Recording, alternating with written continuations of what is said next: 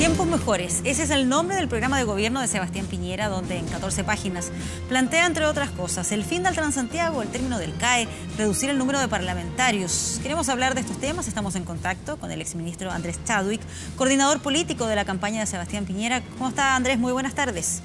Hola, Patricia, ¿cómo estás? Mucho gusto. Sí, son varios los ejes, yo nombraba ahí parte de lo que ha sido expresado en este programa de 14 páginas.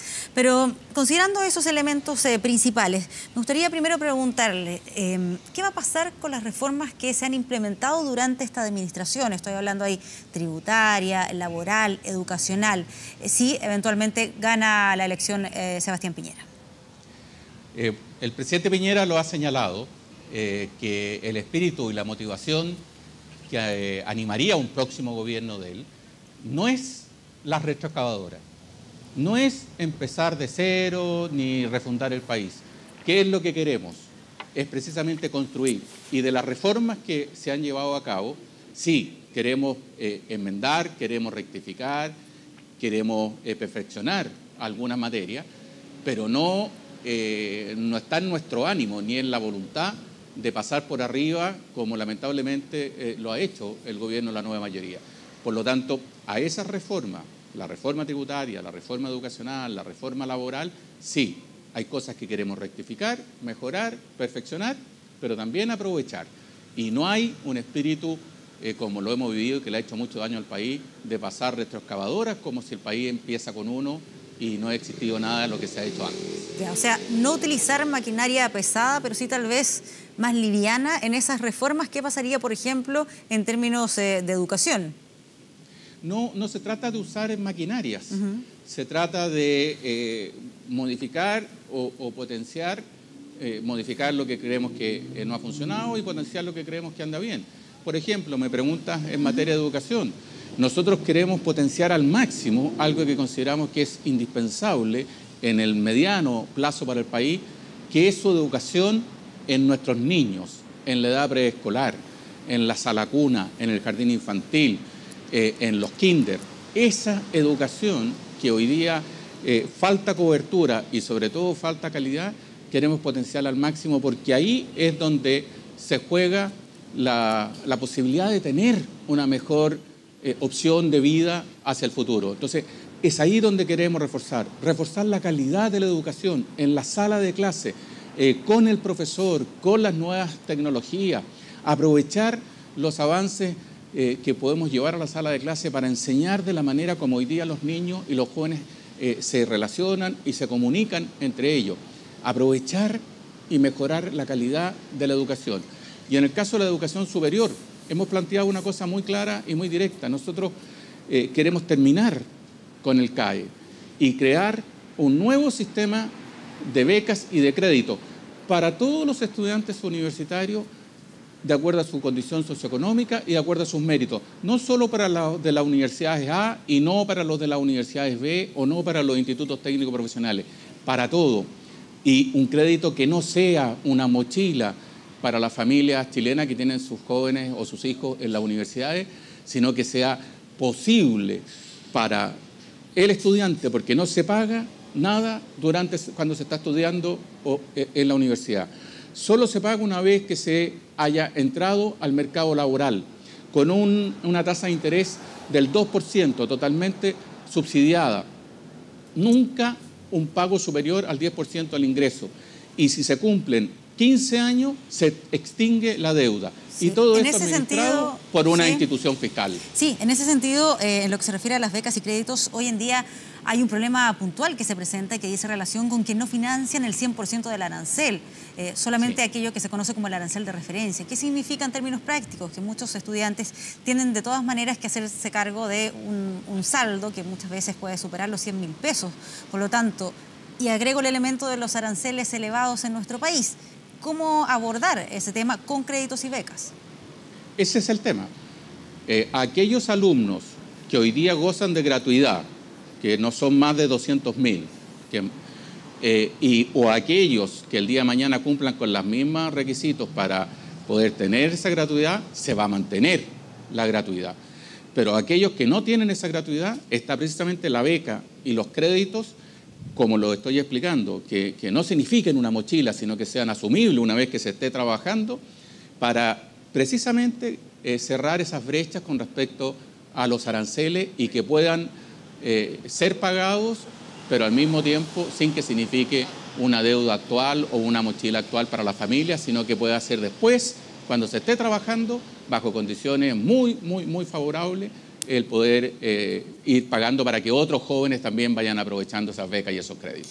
Y en lo que se refiere al crédito con aval del Estado, bueno, hay coincidencia ahí con lo que se está planteando ahora de eliminar este crédito. Sé que en el gobierno anterior se presentó un proyecto también para ir en ese mismo camino. La duda que me queda es respecto a qué hacer con aquellos que ya están endeudados. Se está planteando incluso poder abordar ese tema para quitarles esa mochila con la que están cargando hasta este momento. ¿Cuál es la mirada que tienen ustedes? La mirada tiene que ser completamente responsable. Ya hemos vivido lo que es vivir de eslogan o hacer frases o tomar las consignas de la calle porque son más vociferantes. ¿Qué es lo que ocurre? Mire lo que ha pasado con la gratuidad, que se dijo que iba a ser 100% universal para todos los estudiantes universitarios y sabiendo que eso era completamente imposible para el país, porque el país también tiene personas que tienen derechos y que tienen necesidades. Están los niños, están las personas que están enfermas, está la tercera edad, está el aumento de las pensiones, están las personas que están todavía en la pobreza, están las víctimas de la delincuencia. Entonces, la mirada nuestra y lo que el presidente Piñera ha querido hoy día transmitirle al país es que las cosas se tienen que hacer con responsabilidad. En la medida que el país recupere su capacidad de crecimiento, podemos hacer muchas cosas. No solo una mirada de país de 4 años, sino que una mirada de país de mediano plazo, de 8 años en varias de las propuestas.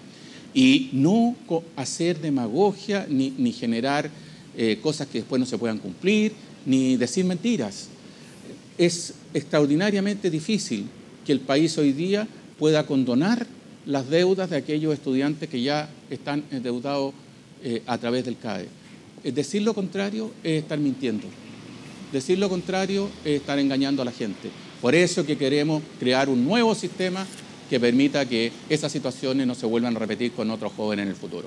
Sí, la situación económica, la generación de empleos también es parte de este programa. ¿De qué manera abordarlo? Y también le planteo una crítica que escuchaba de parte de los detractores del candidato Sebastián Piñera, que decían, claro, se crearon nuevos empleos durante su administración, pero mucho de eso tuvo que ver con la situación que atravesaba el país, de esta reconstrucción, es derivado de una situación puntual de contingencia. ¿Qué se responde a eso?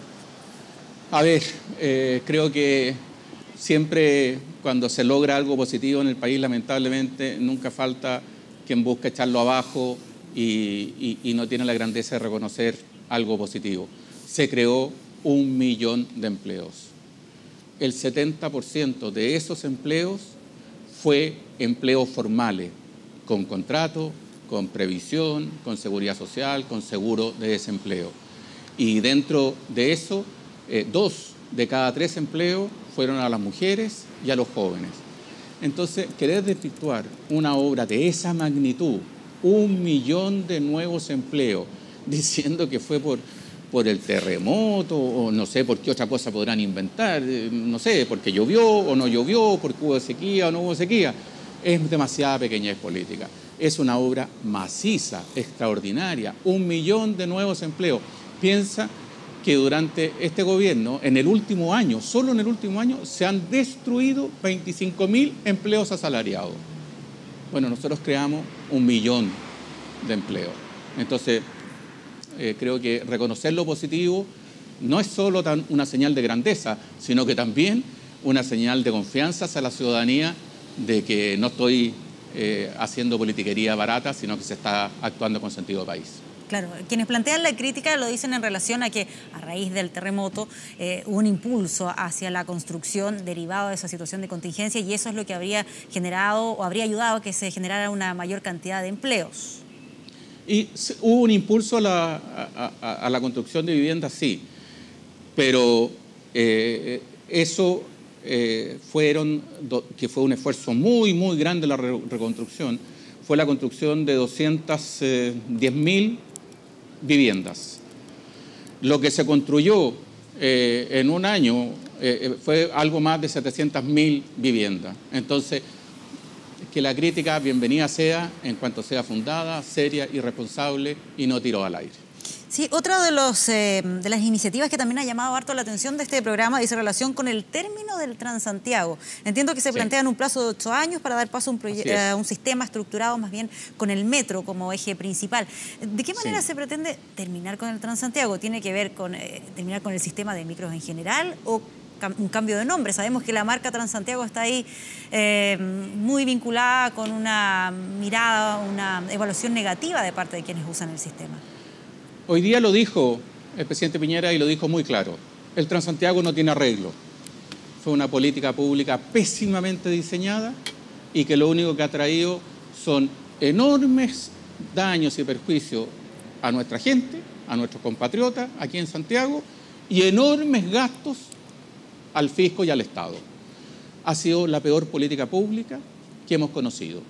Entonces llegó el momento de tomar las cosas, el toro por las astas, como se dice. Hay que terminarlo, hay que reemplazar el Transantiago. Y lo que se está proponiendo, no para mañana, sino que en un plazo de 8 años, es hacer una red estructurante sobre la base del metro, y por eso el compromiso de construir 125 kilómetros más de metro para efecto de acercar el metro a los distintos sectores poblacionales del Gran Santiago y estructurar con esa base central, la del metro, los buses que puedan ser de cercanía, no solo la base de entregar una zona a una empresa, que ha sido uno de los grandes errores del Transantiago. No, sobre la base de definir la zona, los sectores donde se va a necesitar buses de acercamiento a lugares cercanos, porque el metro lo vamos a expandir, pero con distintas empresas que puedan estar ahí compitiendo por un mejor servicio a la ciudadanía. Entonces, no más Transantiago, una nueva estructura de locomoción pública, de transporte público, sobre la base del metro, sobre la base de una nueva lógica en el sistema de transporte urbano. Pero esas micros, esos buses de acercamiento, ¿estarían administrados por quién? ¿Tal como está ahora el sistema? ¿O sería por el propio metro, que también es otra de las propuestas que se ha hecho por expertos? Como está ahora, por ningún motivo. Porque hemos visto el fracaso que ha tenido y por eso que estamos preocupados de la base de la próxima licitación del metro que se está preparando en el actual gobierno. ¿Cuál es la Lo que alternativa? queremos es cambiarlo. ¿La alternativa de administración?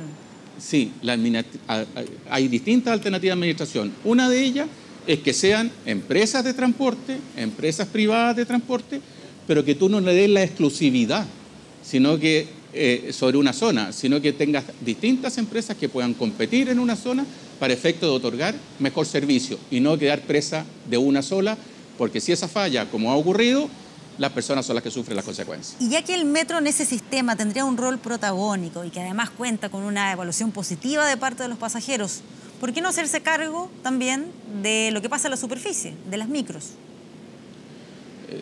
Eso es lo que estoy explicando. Pero me refiero que lo administre la empresa Metro, el metro no va por la privadas. superficie. El metro va por la superficie.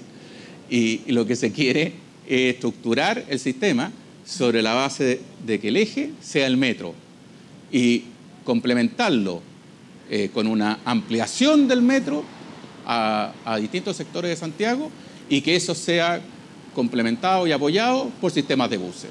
Claro, lo que yo le decía era que la empresa Metro se haga cargo de esos buses, que es una alternativa que plantean algunos expertos, lo digo porque se evalúa bien a la empresa Metro, por lo que ha sido su gestión, su eficiencia en el sistema. Esa es una alternativa, lo único que la empresa Metro, al ser una empresa estatal, requiere de una inversión fiscal muy grande para efecto de que además tome la red de buses, cuando pueden haber privados, sin que sea una inversión fiscal, que se pueden aprovechar en otras necesidades, lo que lo puedan hacer.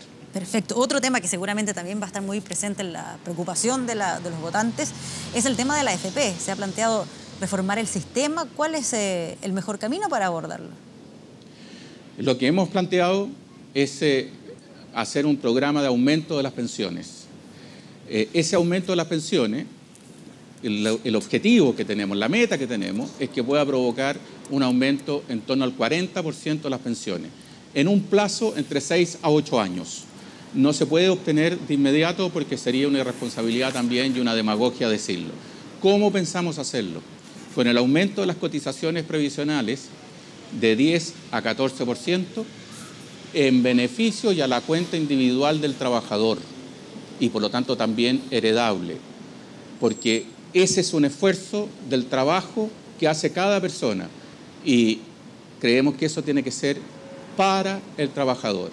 Y junto a eso, para el pilar solidario y poder mejorar las pensiones de los sectores más vulnerables o los sectores que queremos ampliar también a los sectores más iniciales en términos de la clase media, eso hacerlo con un esfuerzo fiscal, con la solidaridad de todos los chilenos, no solo de aquellos trabajadores, especialmente de clase media, que son los que pagan sus imposiciones, sino que de todos los chilenos, a través de aumentar el gasto del 0,7% del PIB a 1% del PIB, lo cual nos permitiría cumplir precisamente con esa aspiración de un aumento del 40% de las pensiones. Claro, ahí me surgen varias dudas. En lo que se refiere a este 40%, ya hemos visto en el pasado lo que ha ocurrido cuando se ha comprometido una cifra, un porcentaje. ¿No es demasiado arriesgado considerando que esto depende de la rentabilidad que consigan las AFP, de las tasas de interés, de lo que pasa en los mercados? ¿Se puede asegurar ese 40%? Sobre la base, y es bueno, qué buena la pregunta, porque ahora uno ve la importancia del crecimiento económico y del desarrollo económico. Nosotros, y el presidente Piñera lo ha planteado, nos hemos propuesto como un objetivo duplicar el crecimiento económico, duplicar la creación de empleo, duplicar el aumento de las remuneraciones. Eso es lo que permite que el sistema de pensiones pueda ir ofreciendo mejores pensiones, porque hay más recursos. Y por eso que sobre la base de generar, y eso el presidente Piñera ya se lo ha sabido demostrar al país, generar crecimiento, potenciar y desarrollar la economía, ponerla en movimiento, recuperar la confianza que se logró en el gobierno del presidente Piñera y ha demostrado que tiene las capacidades para poder lograrlo. Sobre la base de ese crecimiento es que podemos dar cumplimiento no solo a lo que estamos planteando en materia de pensiones, sino que también a lo que estamos planteando en materia de transporte, en materia de salud, en materia de educación. Si logramos ese empuje del crecimiento, sí que podemos dar cumplimiento a todo lo que se está planteando hoy día. Si no lo logramos, o si el país no lo logra o va por otro camino, lamentablemente no solo no se va a poder dar cumplimiento a lo que se está proponiendo, sino que vamos a ver, cada día vamos a ir yendo peor. Sí, son varios los elementos del programa, muchos de ellos vinculados al tema de gestión. El nombre del programa es Tiempos Mejores. ¿Qué se responde cuando los detractores del candidato presidencial Sebastián Piñera plantean que, o recuerdan más bien, lo que pasó con el censo o el puente Caucao, en el sentido de ejemplos que demostrarían que tampoco fue todo perfecto en la administración anterior? Pero qué duda cabe que no todo fue perfecto. Qué duda cabe que se cometieron errores, que hay cosas que es objetivos que quizás tuvimos expectativas superiores a las que pudimos lograr, que hay cosas que debimos hacer mejor que otras. Eso es así. Y ese es lo importante es que cuando se comete un error, asumirlo, comunicarlo a la opinión pública, señalar y hacerse responsable de ese error y tener la voluntad y la disposición de poder rectificarlo y poder hacerlo mejor. Eso es la experiencia. Eso es lo que en cualquier actividad de la vida te da la experiencia. Y en ese sentido, el hecho que el presidente Piñera ya tuvo el honor de gobernar este país, le da una experiencia que le permite saber y conocer cómo se puede gobernar, los errores que se cometieron y cómo se pueden rectificar y cómo poder hacer las cosas mejor. Por eso que esa es la experiencia que ayuda tanto en la vida para rectificar errores y hacer las cosas mejor de la que uno las pudo haber hecho en el pasado. ¿Y qué experiencias, qué lecciones se sacaron y que se pretenden aplicar ahora para establecer la distancia entre negocios y política? Lo pregunto desde la perspectiva de este fideicomiso ciego. Ha dicho Sebastián Piñera que va a ir más allá de la ley. ¿En qué se va a traducir eso? Así es. Tenemos una nueva ley que es muy exigente y que eso es muy bueno para efecto de hacer esta separación tajante entre lo que es la actividad pública y lo que es la actividad privada o económica. Y el presidente Piñera tomó un compromiso ante el país, que no solo va a cumplir en la letra y en el espíritu la nueva ley como corresponde a cualquier ciudadano, sino que él va a imponerse a autoimpuesto, y así lo va a hacer, exigencias mayores que las que establece la ley, yendo más allá de las obligaciones legales.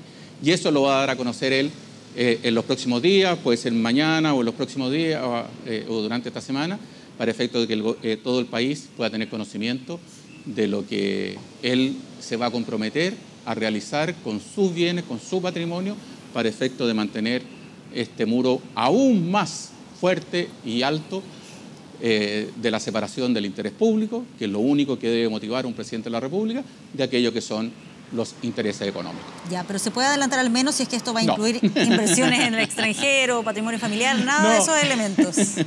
No te lo puedo adelantar, me gustaría mucho adelantarlo, está todo ya estudiado por el presidente Piñera, pero a él le corresponde darlo a conocer y darlo a conocer a toda la opinión pública y a través de todos los medios, así que disculpa por no podértelo adelantar. Muy bien, quedamos entonces ahí atentos a ver cuál va a ser el detalle de ese fideicomiso ciego. Así es.